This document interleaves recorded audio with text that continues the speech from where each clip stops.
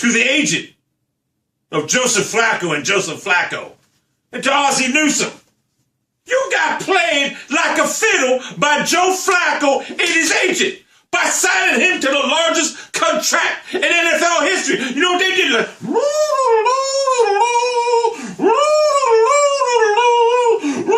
A fiddle. If that's a fiddle, at least I think it is.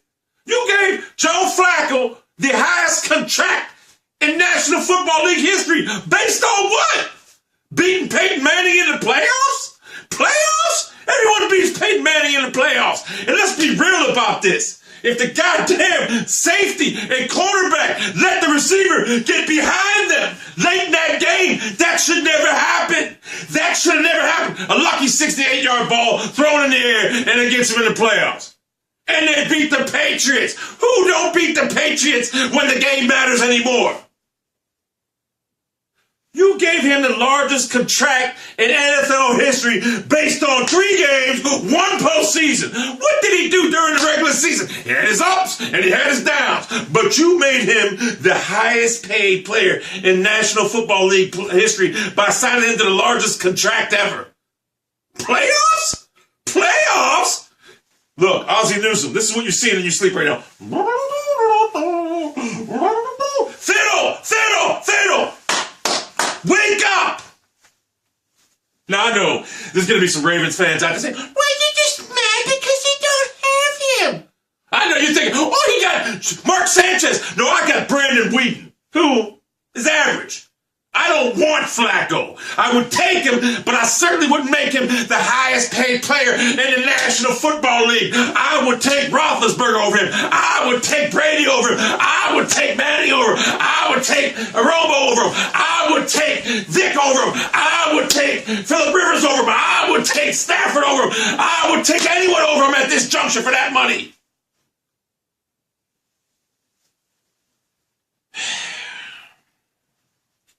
Ozzie Newsome, what were you thinking?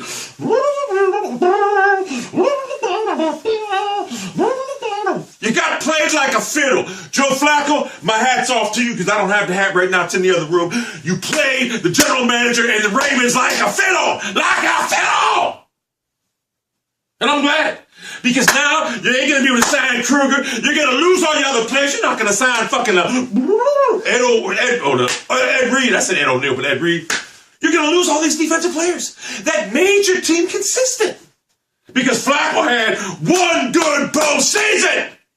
So you rewarded them with the highest contract ever.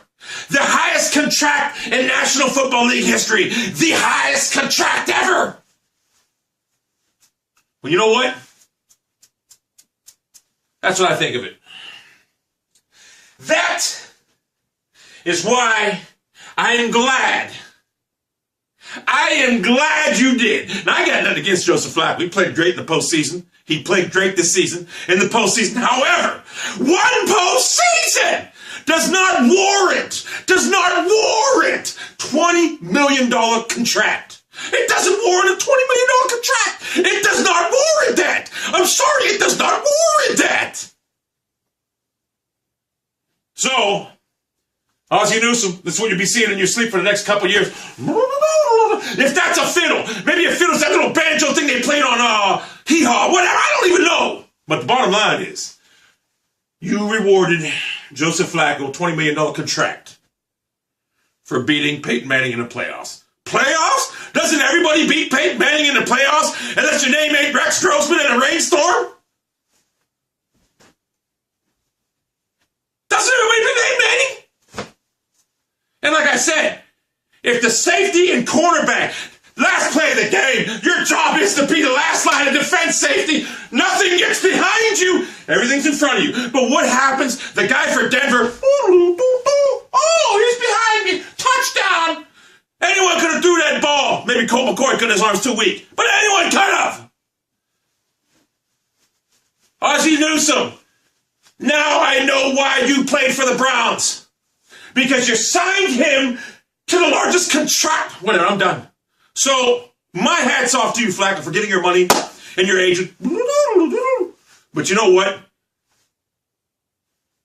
Cherish it now, because Ravens fans, that guy is not the answer. He had a couple of good games in the regular season and great games in the playoffs. But I'm telling you right now, he's not sustainable. He's no Ben Roethlisberger, and he's no Peyton Manning, and he certainly is not Thomas Brady. That's all I'm saying at this juncture.